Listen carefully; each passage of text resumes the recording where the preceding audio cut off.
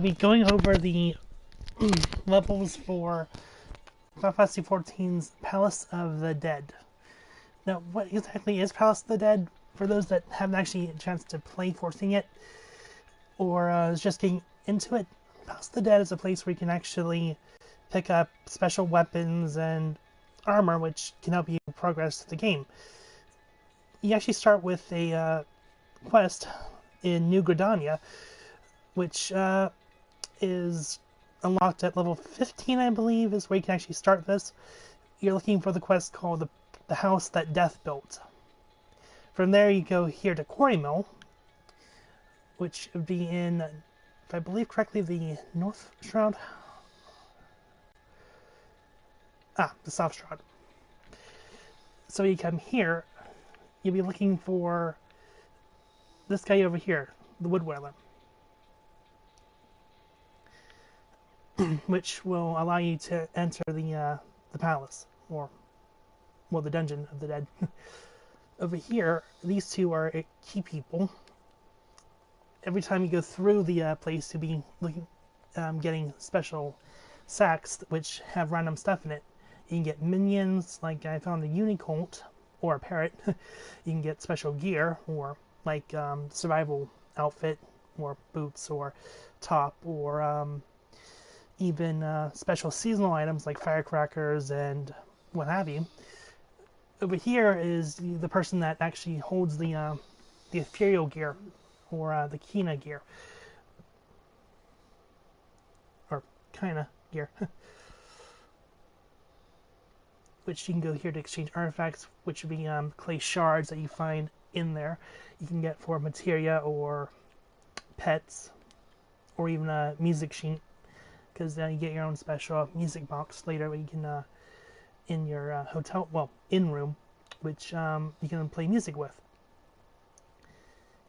Over here, at this request, to keep the ethereal gear, which means the you can actually, after you build up the gear that you find in the dungeon itself, it first comes out as let me open my army chest here. They come out as, no, I had it here somewhere.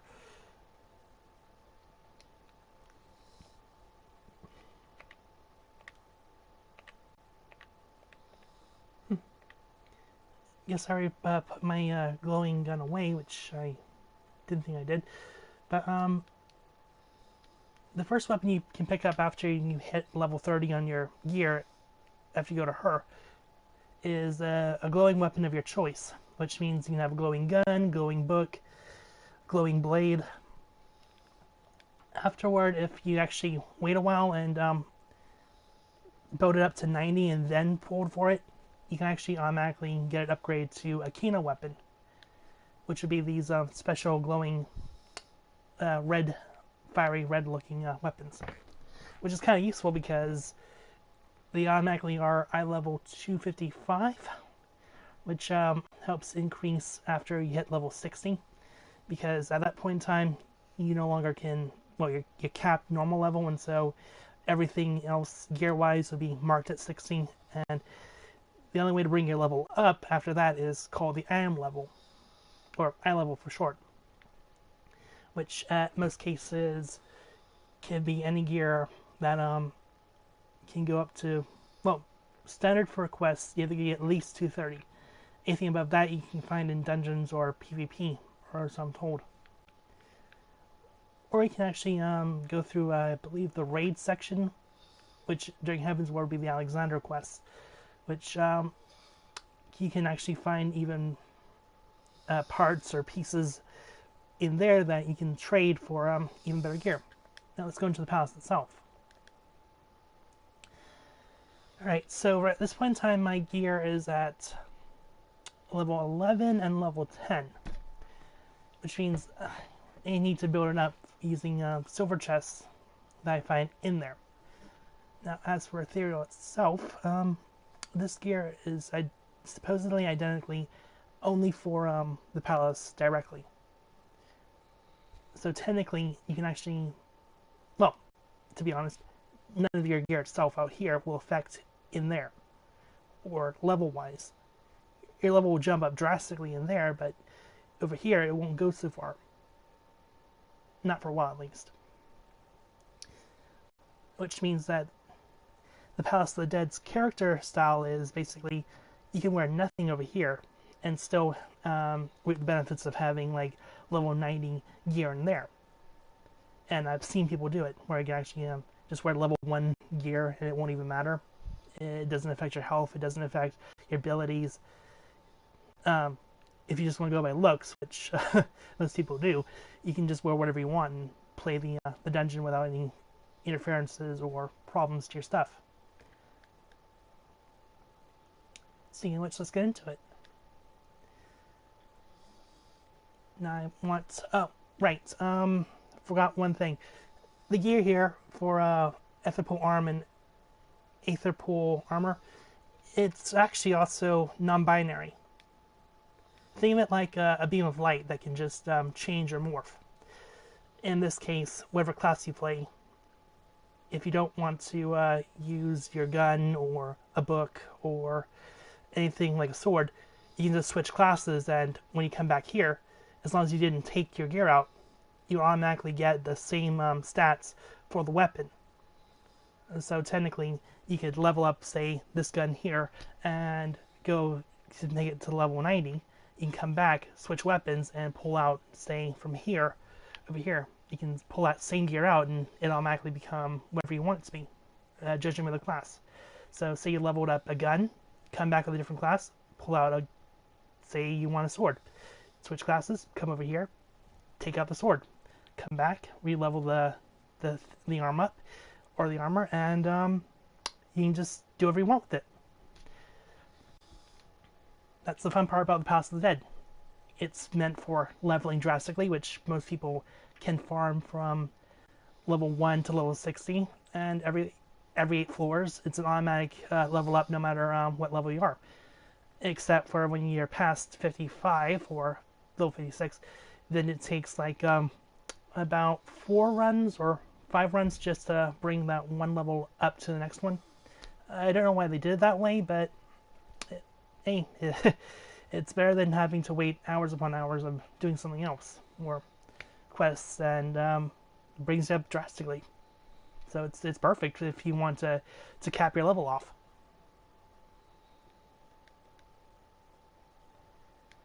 Alright, now let's go into level 1, or floor 1. Now, the fixed party and the match party difference. A fixed party would be you're playing either by yourself or with a group of people you decide to come up with. You need them later, actually, because any floor past 100, well, any floor, literally, like 101 up to 200, you'd have to only do this with a party of your choosing, and or solo. And the other bit is you cannot die, not once. It's for those that want a challenge. And I've yet to see floor 101. So, yeah. Match party means we'll be playing with random people. It's more or less a good idea. 9 times out of 10, because sometimes you actually find people that you don't really want to play with, but yeah. Anyway, basically when you start, you always get to choose only from floor 1.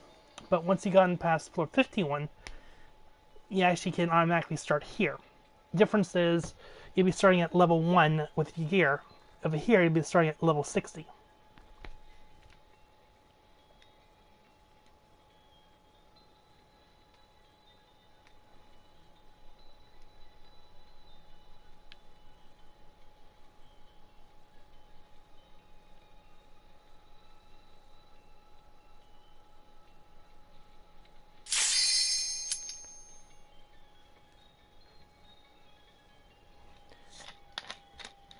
Now, I wouldn't advise this, but then again I would. The music in the dungeons themselves is like compared to elevator music, so I just like turning my volume down all the way. Personally, it's like, hey, if you want to, just break out an MP3 player and listen to your own stuff.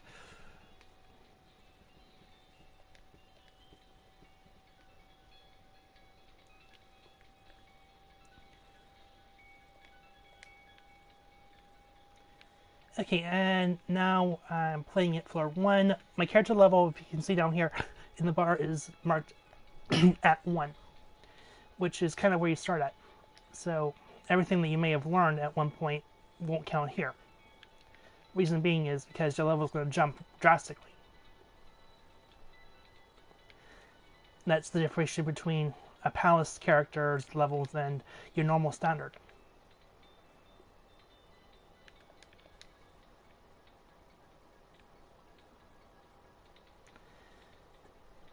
Now, I would really like to know the person that built this place, because by my standards, it's like someone sadistically had to have worked on this. Because, I mean, all you'll find in the upper floors is traps galore. And it's worse that you'd be like, end up getting a toad spell, which brings the character into looking like a toad, and then accidentally trip on another tripwire, which puts in like petrify or stop or paralyze or the ability to not be able to use their weapons at all.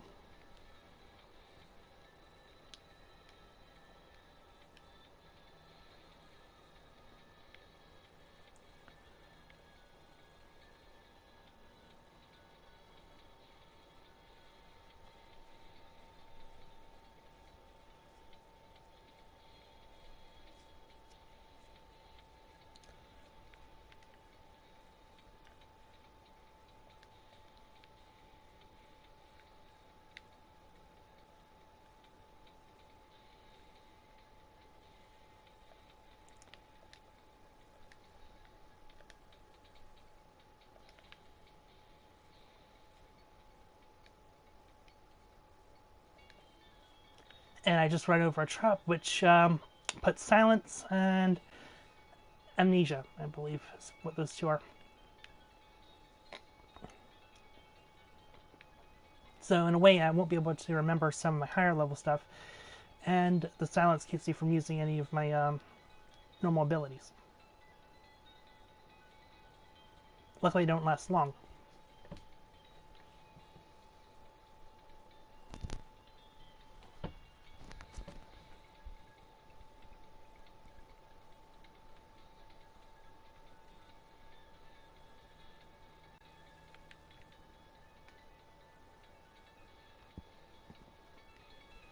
Also, the early floors are very easy to get through,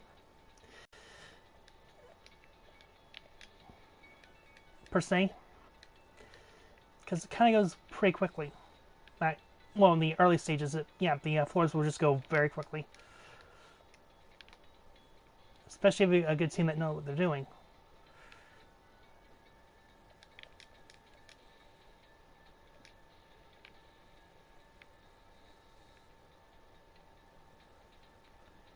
And yeah, these silver chests are useful because they bring the gear up.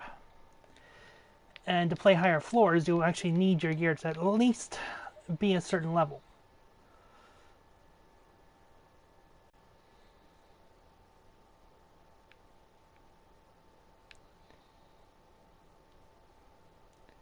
Also, a lot of people would ask on this, what's the point in actually, it's a rather fight or flight type thing? Well, in circumstances, actually, it's smarter to only do a certain amount of the floor in order to unlock the ability to get to the next one, rather than trying to go through the entire floor entirely, because it won't really matter different as a differentiation, because the experience that you gain for your main character is, well, for lack of a better word, it only depends on how many floors you clear rather than how much you kill. So it's you get more experience just by clearing the floors through the 10 floors or 9 floors, considering how everyone starts at like the first floor up, so it's reduced to 1 floor rather than 10 to deal with.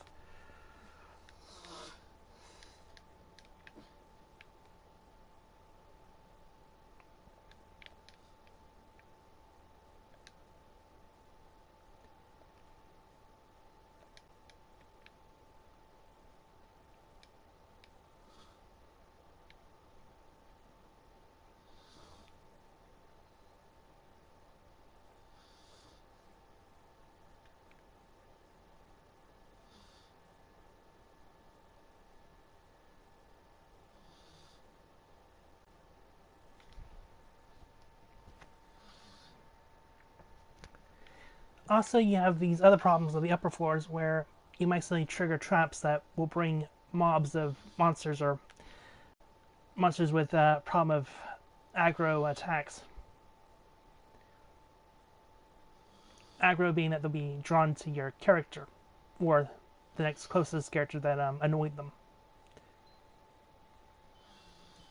So yeah, it's actually smart to just clear the floors instead of having to deal with all the monsters directly.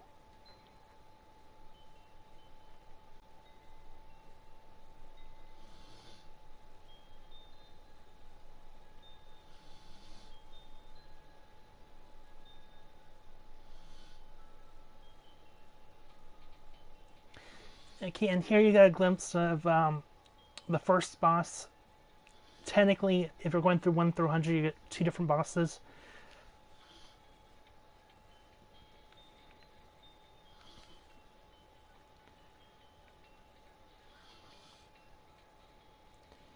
In this case, if I remember correctly, floor 50 would be the first boss's domain, which should be the Ida, the Black Witch, and the second boss being a skeletal necromancer, which resides on floor 100. Now, since I haven't been to floor 101 or up to 200, even though this does go that far, I can't say for sure if there were other bosses besides those 2 that were put into the dungeons.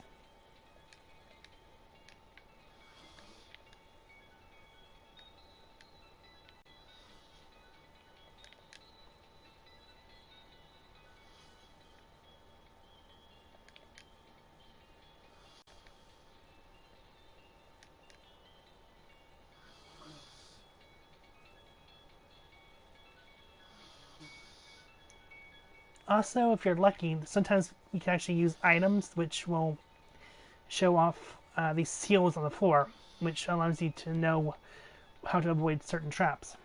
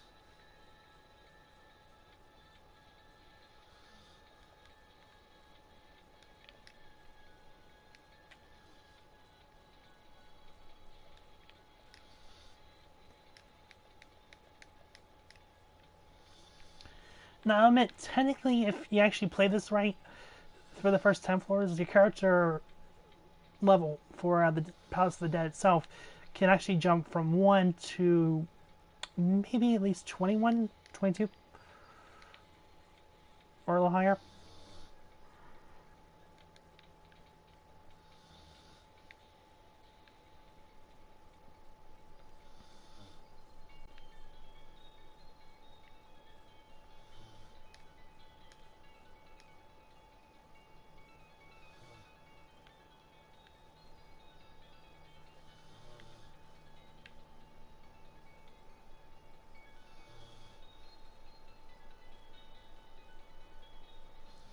Also, what I like about Final Fantasy XIV, at least, is the customization of your characters. You can actually dress them up as, well, anything you want.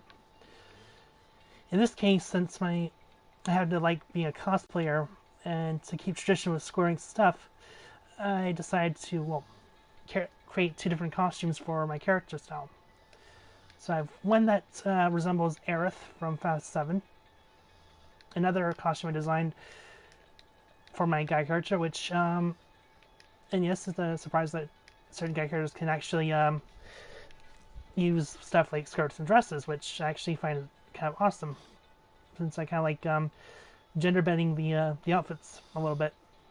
But yeah, as I was saying, I actually developed, well, created of certain pieces. An Aerith costume for Fast 7, one for Kingdom Hearts, one look, and to test out if I could, I wanted to see if I was able to create an Aya Brea outfit, which I managed to pull off.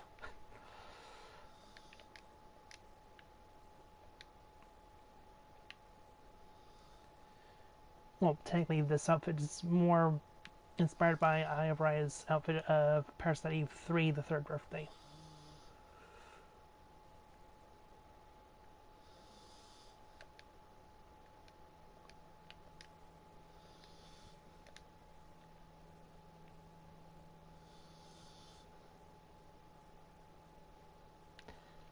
Personally, I really think Square should consider doing another one.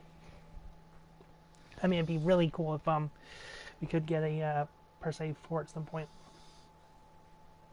Especially with the PlayStation 4's graphics and engines style.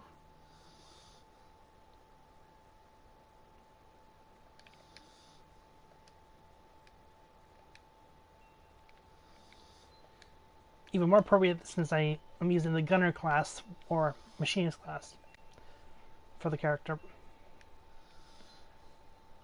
which is one of the ones that's only unlocked after you get the first DLC pack, Heaven's Ward.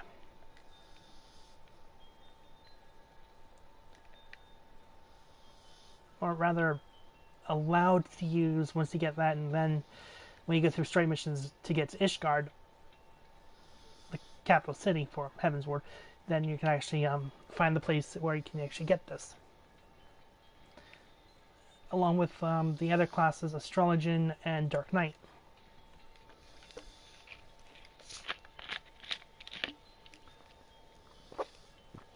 Now, if you notice here, the how it flickers back and forth. That happens when someone encounters an enemy. This will steal up a little bit, or no longer do that whole flashing, blinking light thing, which means you won't be able to clear the floor until the monster is dealt with.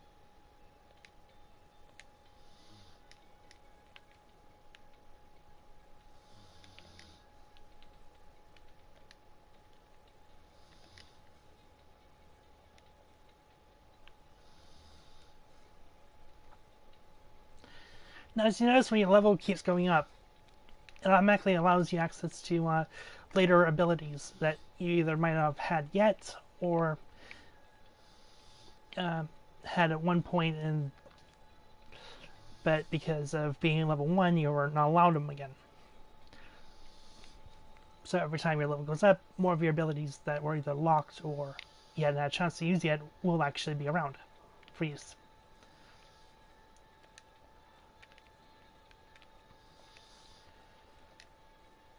Now, the Death Case fight is actually pretty straightforward. As long as you got good shielding, and as long as you keep on the monster, you can't really lose the battle. luckily for most of these fights, they're actually pretty straightforward. No really strategy needed. Just kill the monster with everything you got, and of course avoid any area attacks.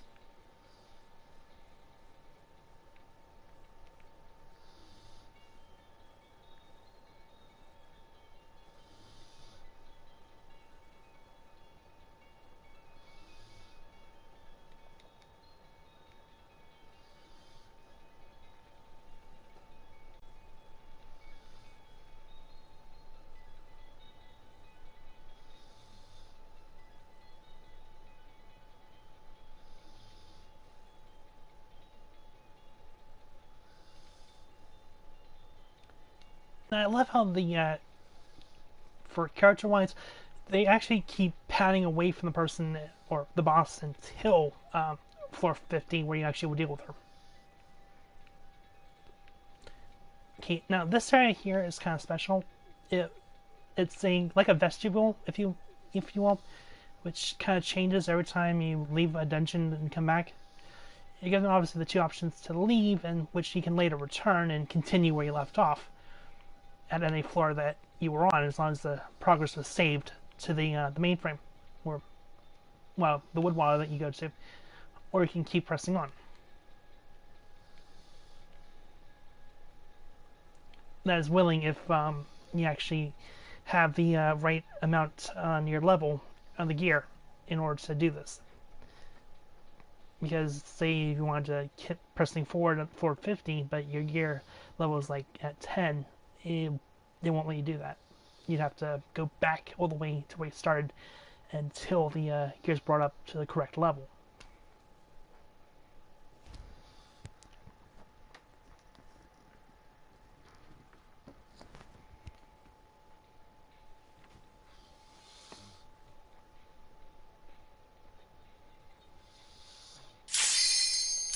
Now, luckily, waiting for a dungeon in here is actually, well, not that long, considering in comparison to other normal dungeon wait times.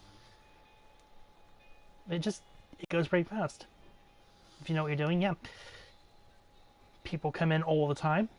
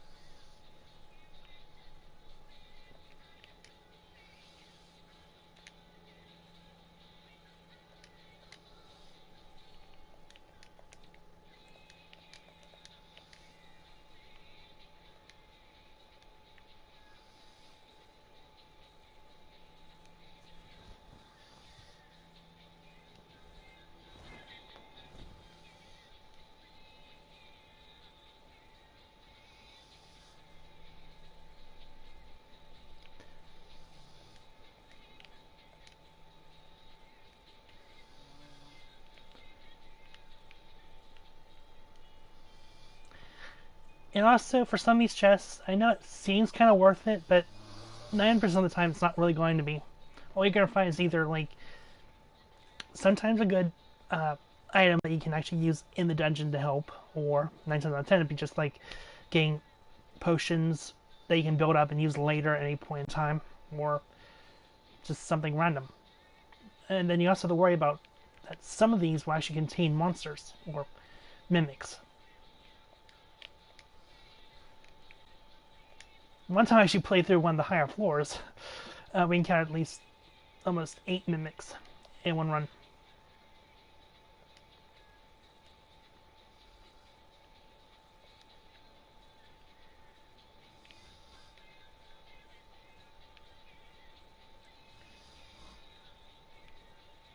So yeah, here it's a lot of well, decision making, if you want to be honest.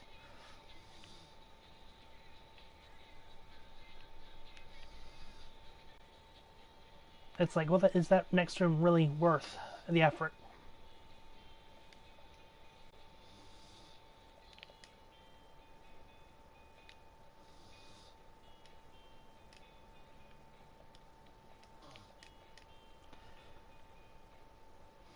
especially say if the room's filling with monsters and you accidentally step on one of those traps that gives a silence. It'd be really difficult to get through the map if you can't use your abilities or pass the monsters. The times where it's required is like rooms like this, where you actually need the exit way, which won't activate until the room's cleared.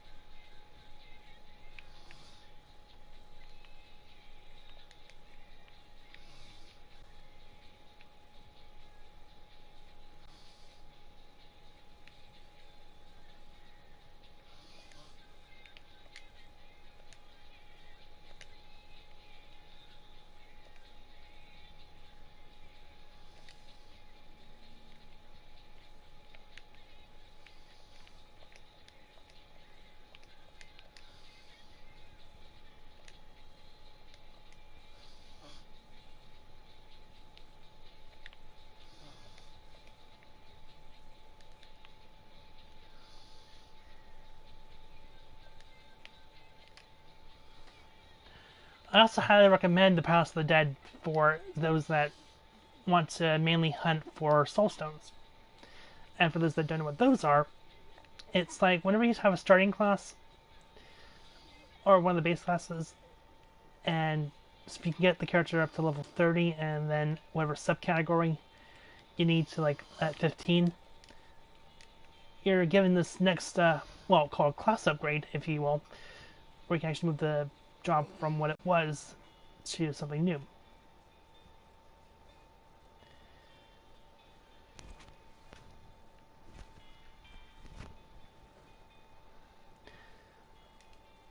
Where the more interesting classes are locked that way, like you need to be able to get soul stones, or if you want to be a bard, a summoner, black mage, white mage.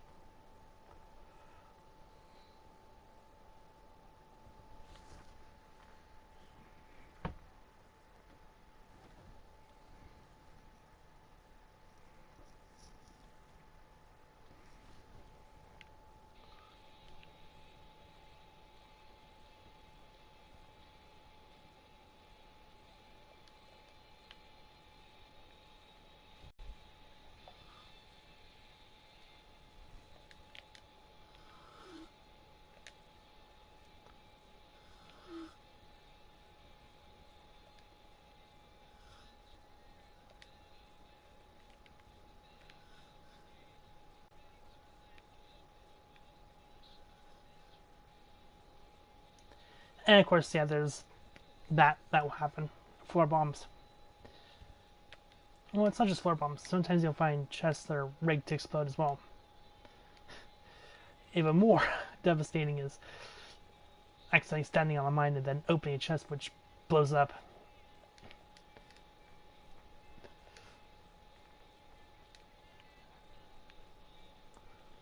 So it's like, yeah, open chests at your own peril, or progress at your own peril, as long as you can handle it.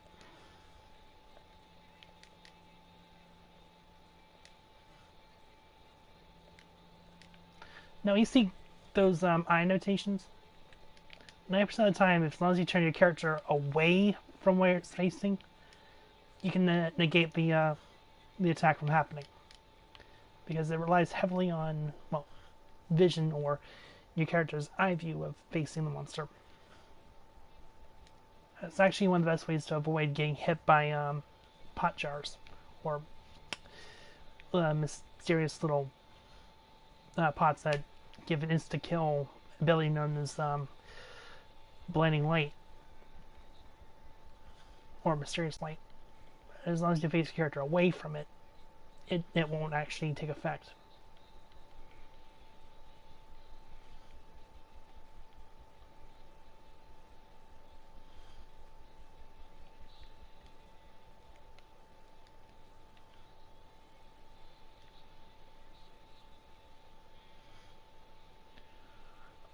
Now, what's also noted is, for Past the Dead, all the dungeons are not the same.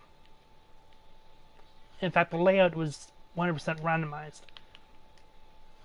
So certain rooms will not look the same, certain rooms will actually have like stairways that go one way and stairways that go another way, and when you come back, it'd be like the rooms are reversed or completely different detailed. So it's actually left at full random.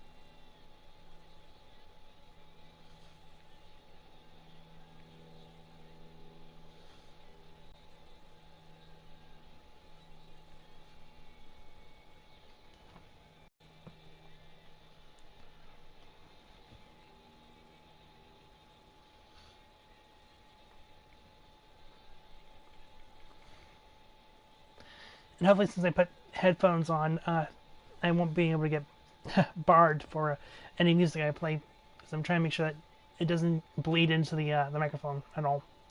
At least I hope it doesn't, because the music really it's terrible. I'm sorry, the music for the game itself it's terrible. It's like elevator music. Yeah, it's more fun just blowing whatever you want.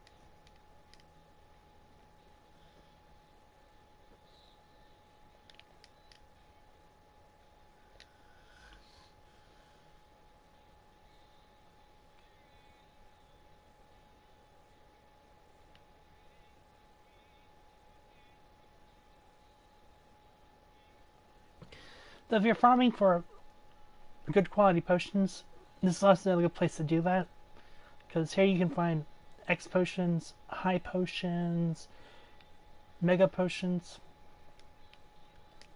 and if you keep doing it, you actually get a great quantity. Like I think I had like over 120 mega potions at one point, or almost 200 mega potions, because I rarely even use them.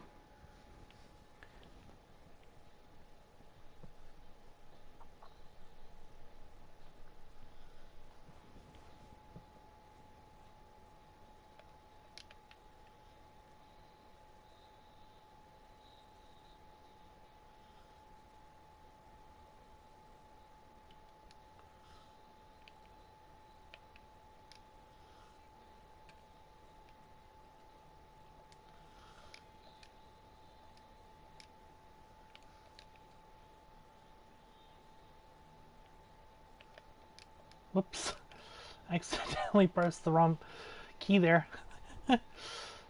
Yeah, sprint's never a good idea to accidentally press near hotbar, because you need the TP points over there for well, your skills as a ranger or machinist, or actually any of the classes that aren't using magic.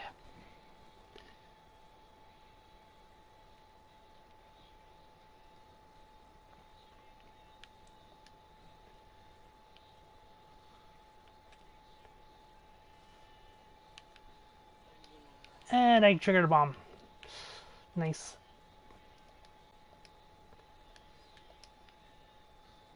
like you really have to be careful in this place. It's just treacherous.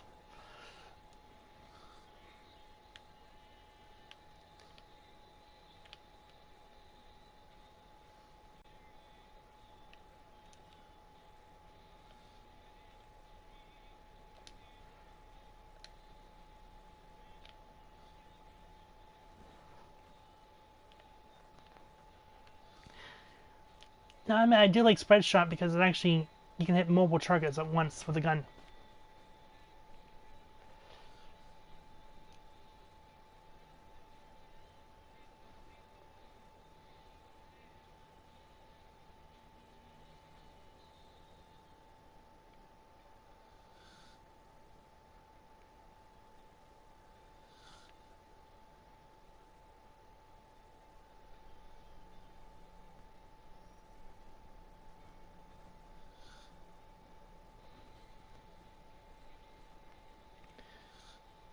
Floor 18. Time does fly. It's like you actually, if you're focused on just clearing the floors or getting to the next level, you really don't keep track of what floor you ended up on. And next I press that button again. I need to really overhaul my hotbar.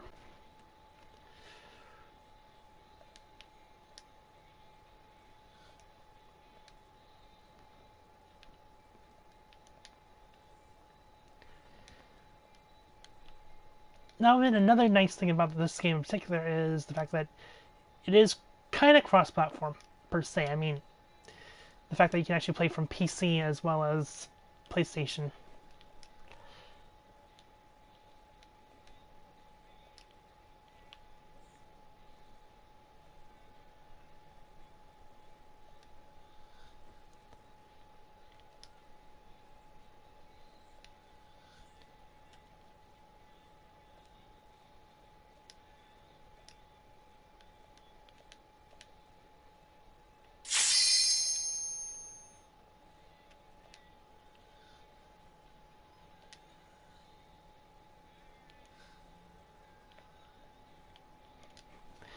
Honestly, you think the gun wasn't big enough?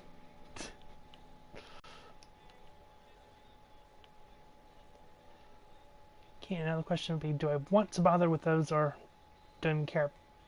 Probably don't care.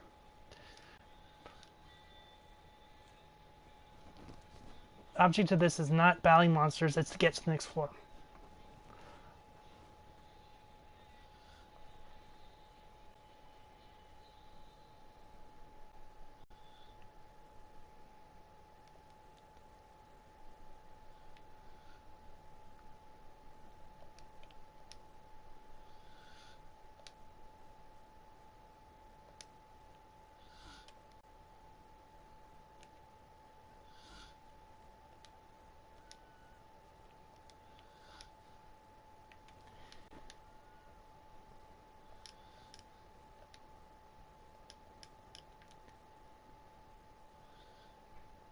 Also, I love how the area of damage is actually marked so they can actually know when to avoid or how far to go in order to avoid the attack.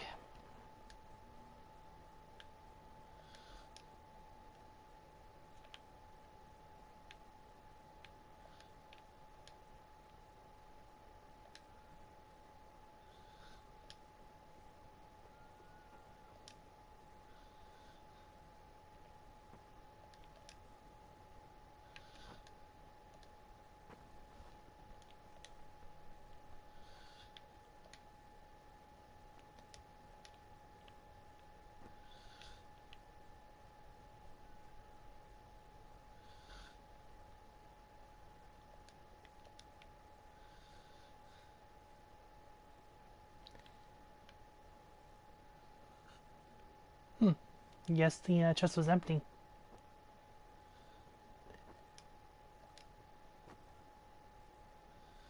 Oh, don't tell me he actually battled another monster. Oh, here we go.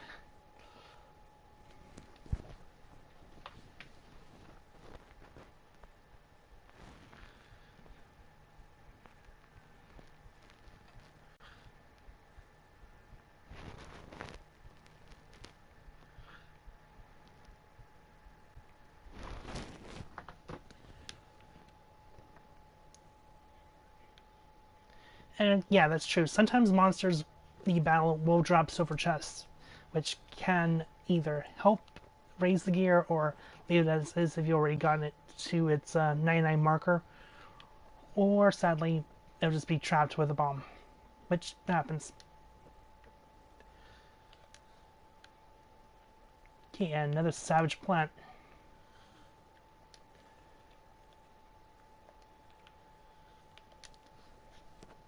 Like the boss fight in floor 10, it's basically straightforward.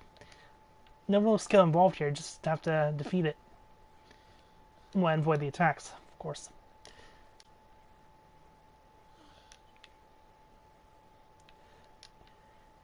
Oh, I hate when it does that. It's like sometimes there's just some area attacks you can't avoid.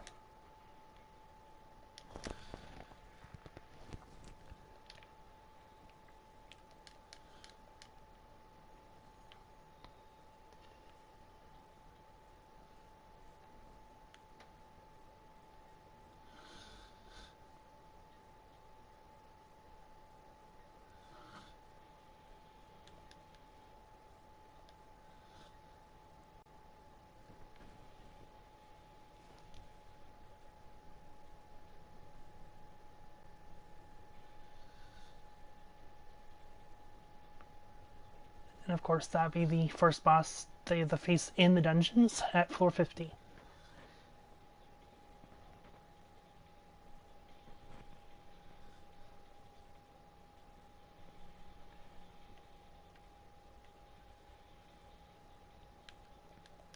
Let's keep going.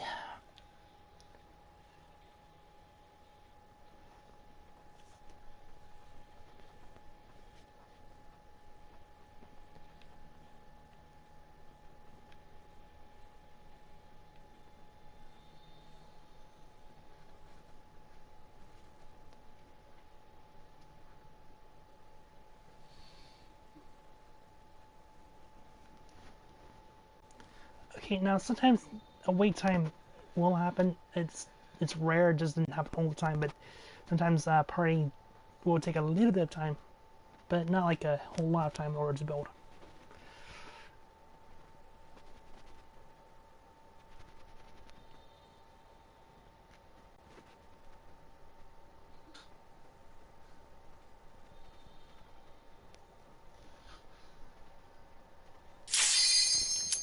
Okay, 21 through 30. Now, do notice this. Everything after floor 1 to 10 is literally you'll be doing the next floor up, so you'll be just dealing with 9 floors instead of having to deal with 10 floors, which isn't a bad thing.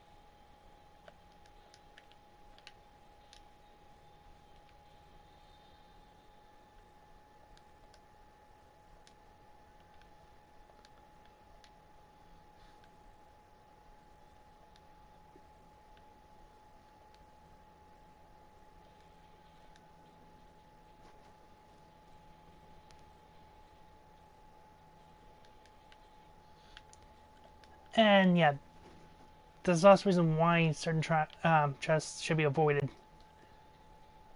Because 90% of the time you actually will just find traps in the chest, like bomb monsters or just monsters in general. Of course, the one you want to avoid most is the mimic.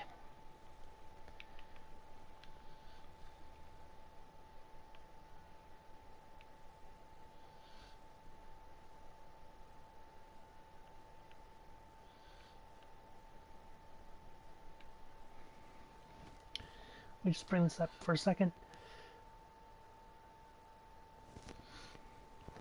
this is one of the reasons why mimics are a threat and should be avoided if you can, from barring from opening a lot of chests.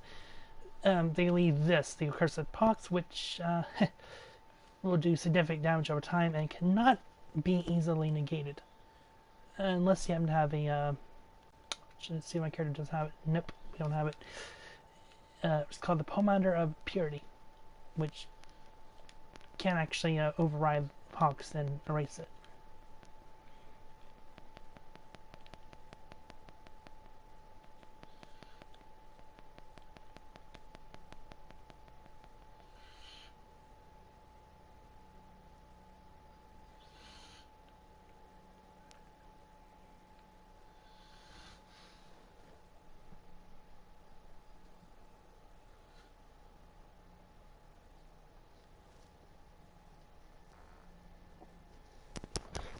But yeah, it's never smart to go into a boss fight while still having pox on you, because one good hit and you'll be draining your health faster than repairing it.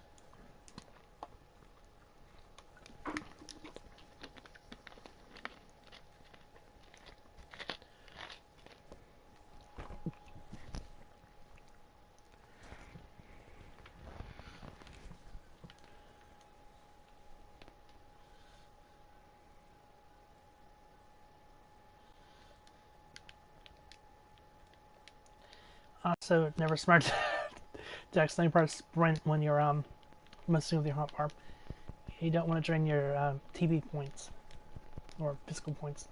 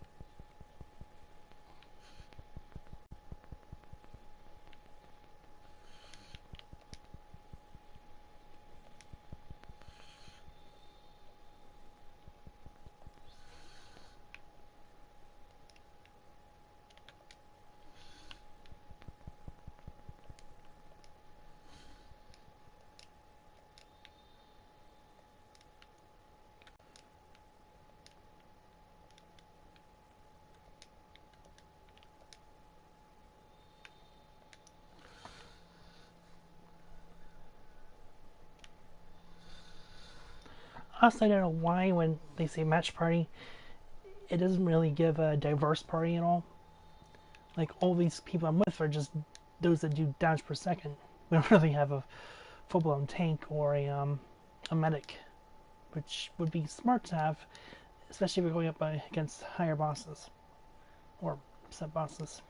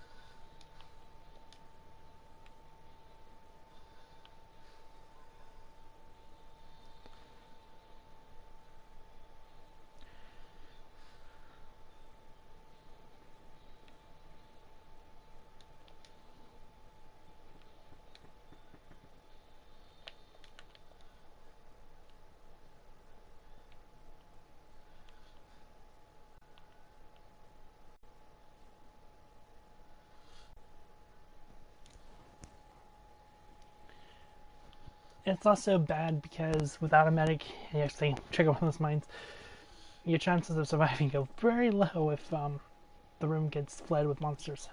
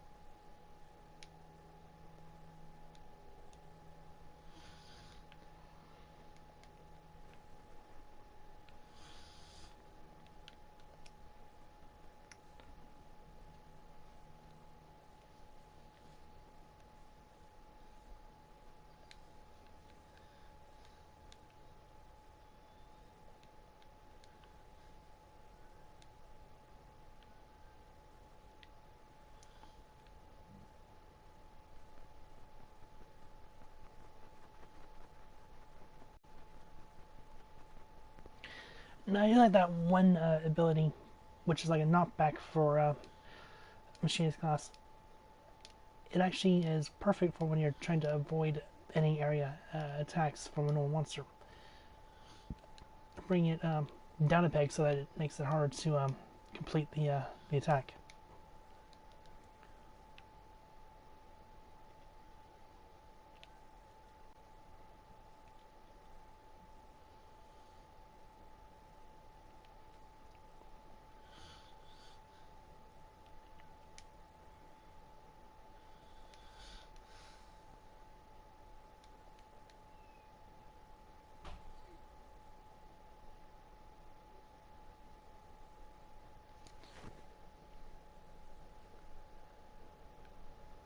And of course, couldn't be helped. Sooner or later I was going to accidentally trigger the frog spell.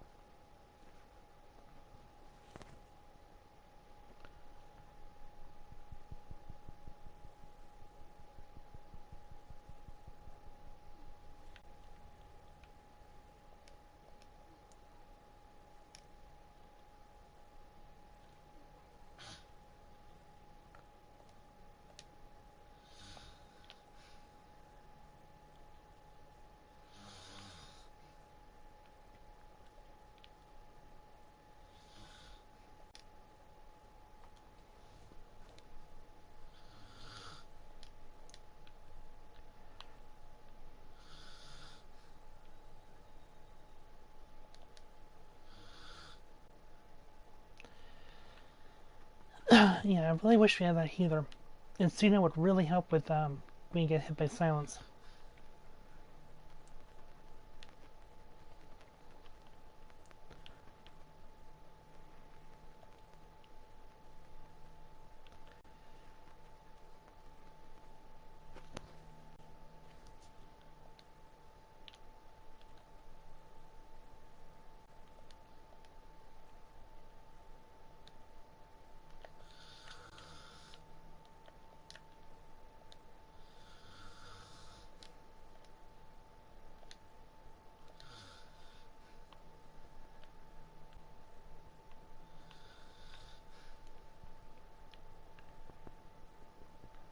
This is why I left that warning earlier about choose your battles wisely in this place.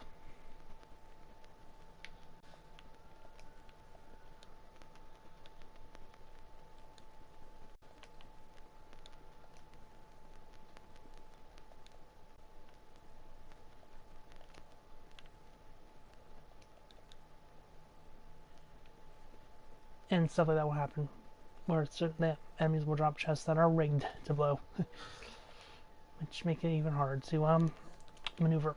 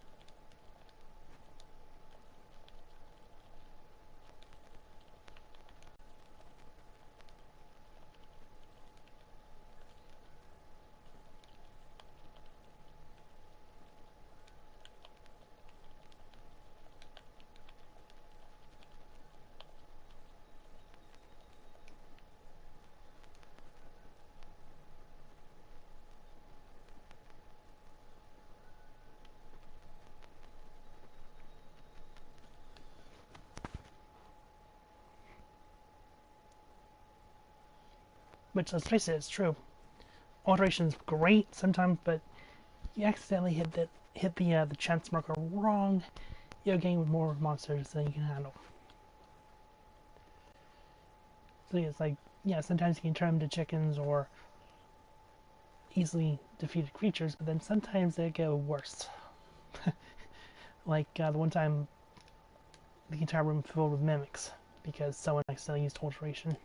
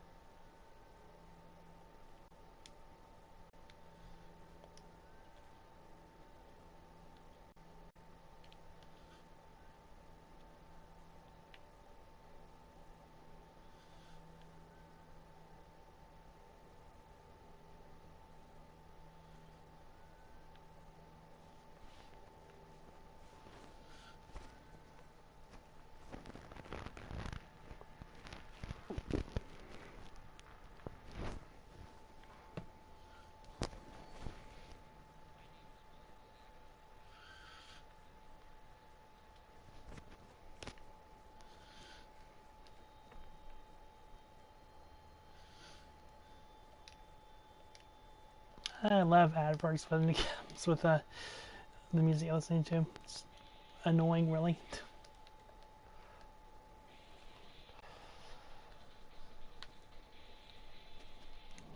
Though it doesn't mean I wouldn't advertise for the channel.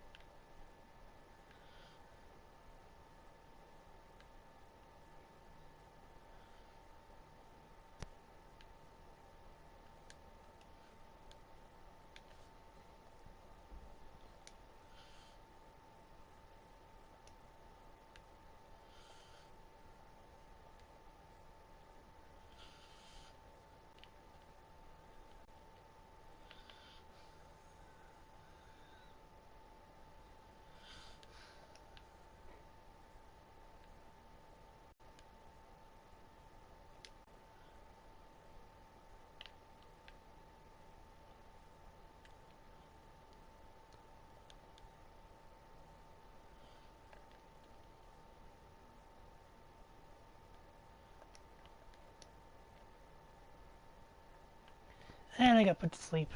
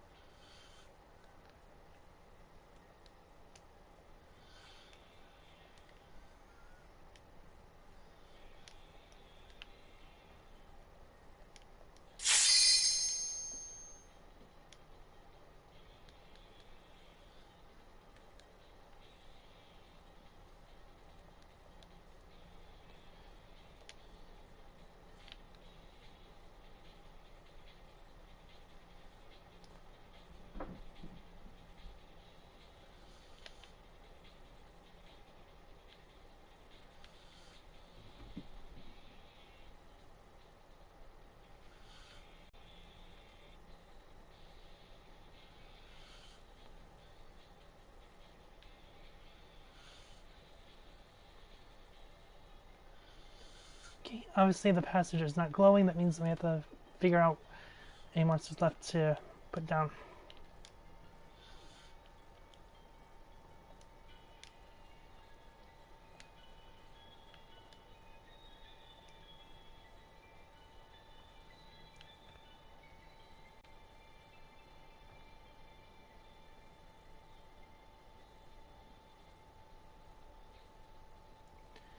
Okay, let's see if it's glowing now. Ah, there we go.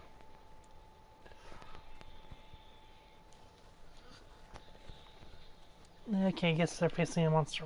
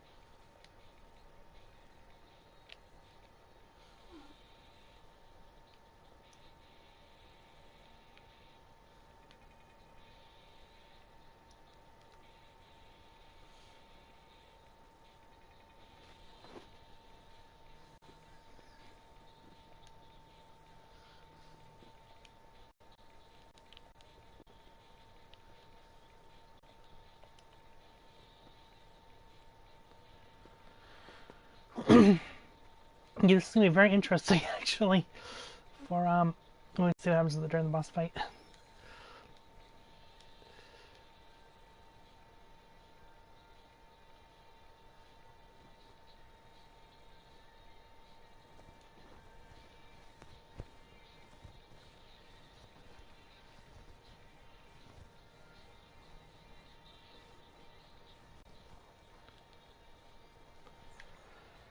Ah, the Hydra.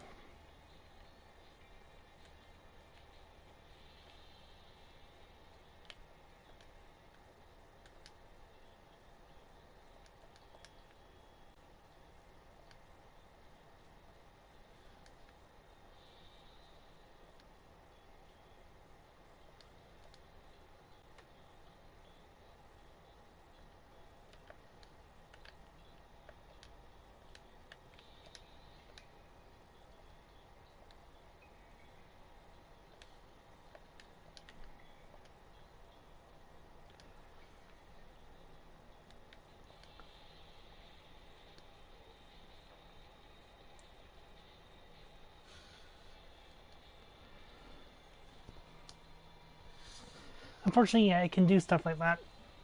It's a short duration, the inducing fear, which will make you actually run away from the opponent.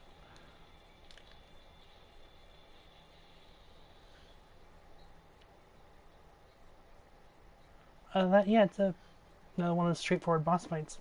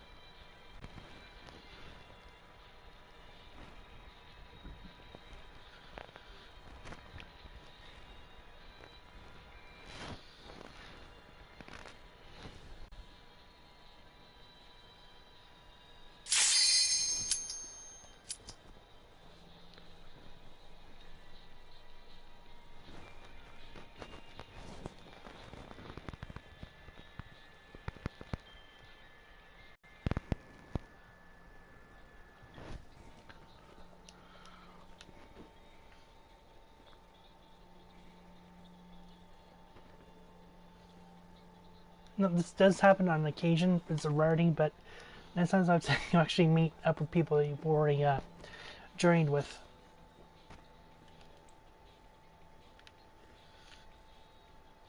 I think it's just a thing about timing.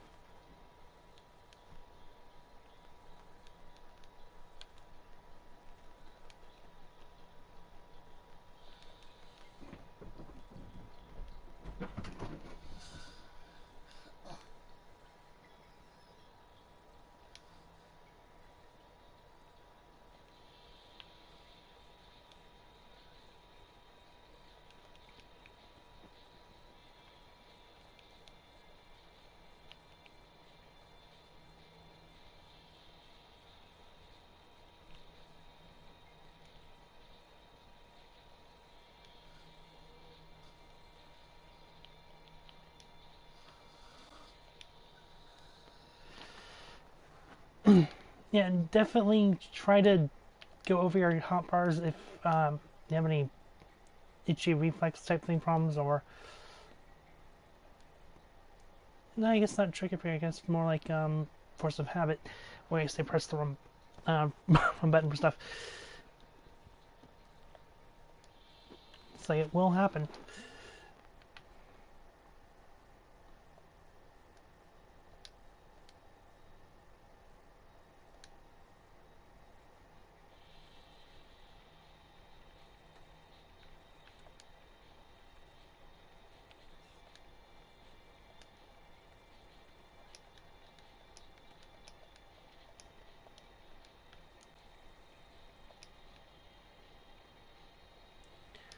The map is kind of helpful, but I don't really use it that much.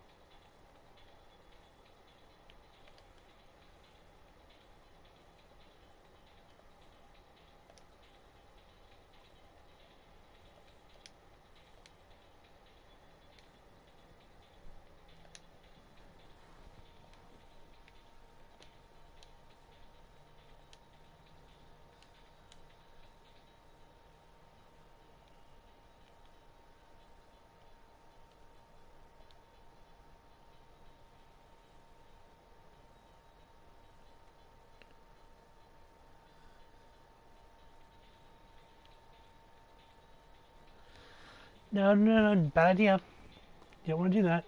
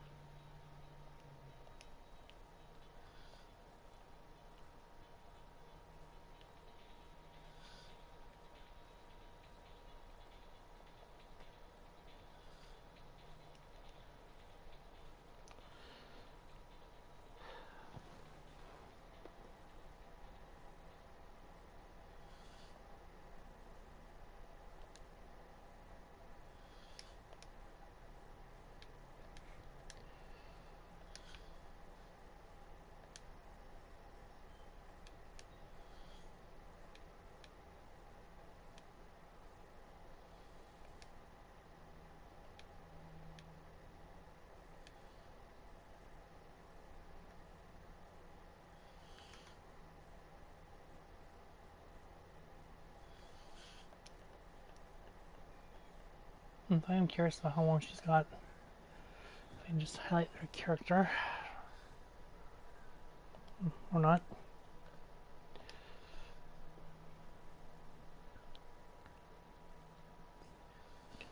Okay, she's got 6 minutes on Pox. Hopefully, either get through this quickly or find something that can fix her problem. Speaking of which, there we go.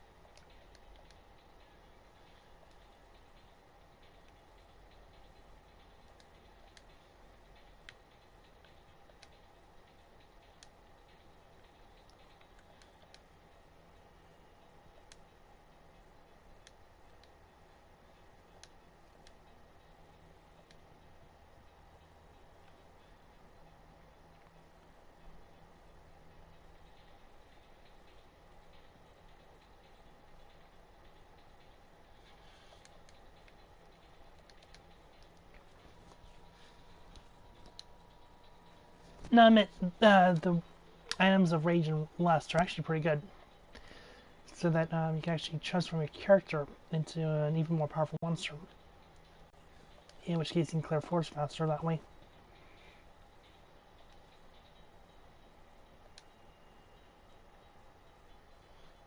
If I remember correctly, rage means your character will change to a manticore, which can tear through people very quickly.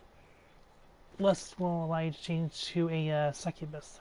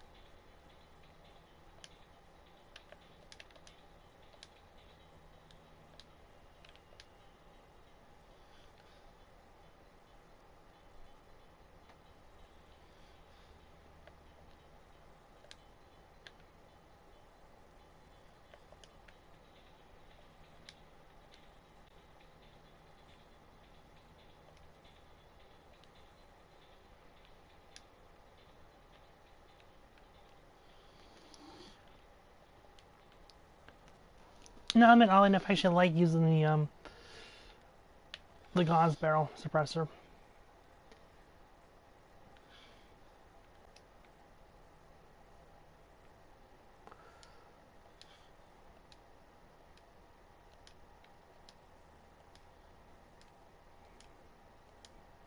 Because the way I like the gauze section of the barrel does seem to give even more intensity to damage.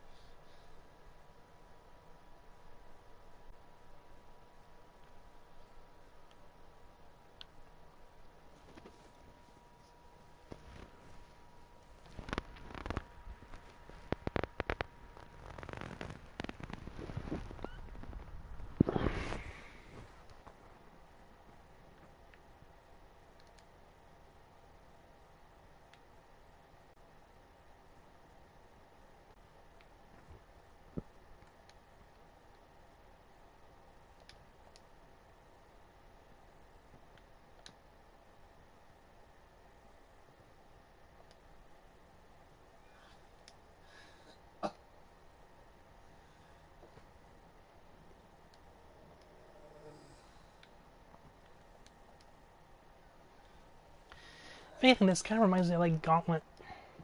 Just running through with like 4 different people, taking down monsters. Maybe since like overhead view and some monster generators to destroy. And my guess is kind of also like Dungeons and Dragons. A little bit more technology that's a little bit more up to date. Or steampunkish. I mean, I guess that's one reason why people like Final Fantasy directly is because you're not really focused on one type of theme. It's a lot of things put together to make one giant thing.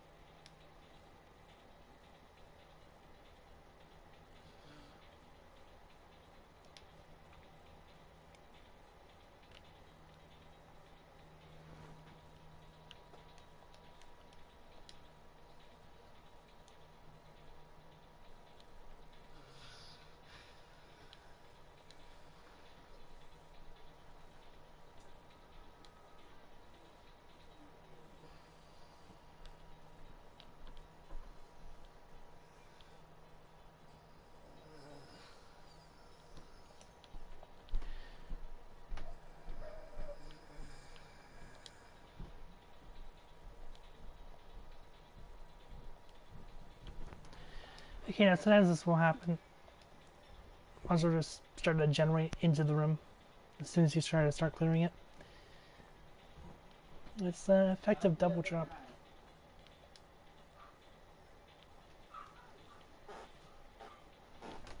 Midnight. Go away.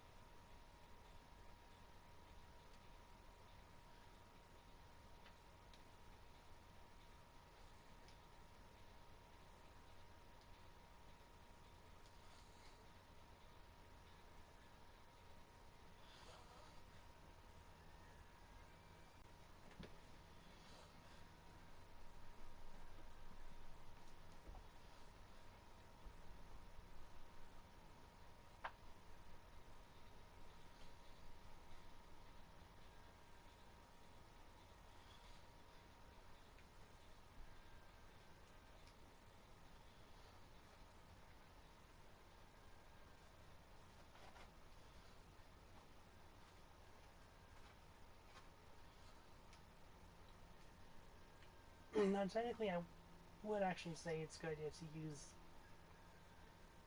your transformation to rage bit for anything like floor 9s. Because technically, the mana core won't be useful for a boss fight. You can try to use them, but you're actually doing less damage than you expect, and the knockback will be a bit of a problem. So yeah, it's better to use those for when you're trying to clear the last floor before a boss fight. Or sub-boss fight in this case.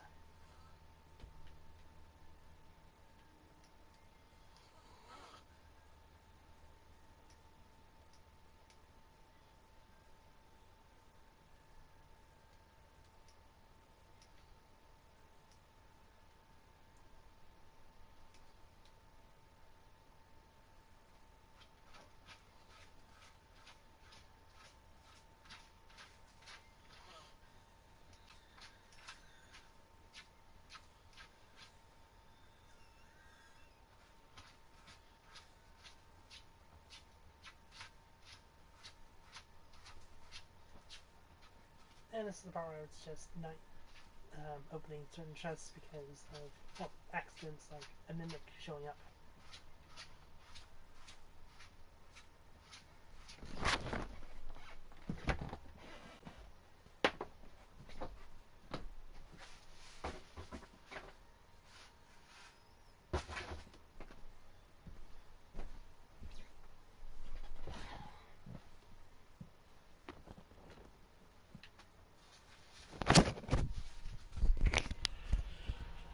Okay, the Wraith. Now this one does have some skill to it, not much.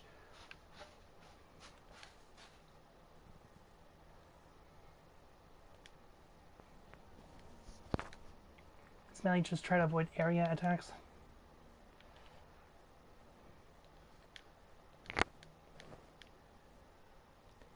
And he just did the thing I mentioned not to do, which is using mana core for this is a bad idea. It just doesn't do what you think it would. But hey, to each his own, that there's a don't actually want to listen to anyone.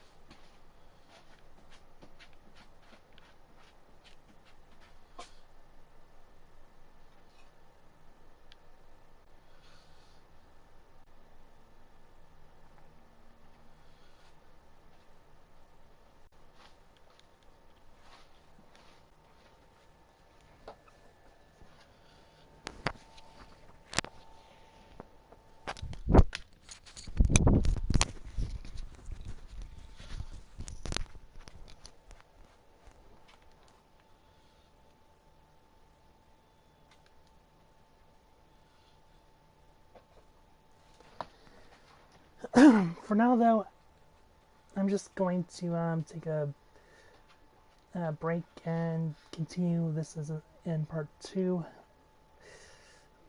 For those that do watch, thank you for support and keep watching. I will be doing future videos sooner than you think, and hopefully for those that are playing the game and are getting a gist of how the mechanics work for this area in particular, I hope you use it to your full advantage, and those that haven't had a chance to play Final Fantasy XIV yet, please do so. You might actually enjoy it. And this is Sunset Harbor Entertainment Inc. signing off.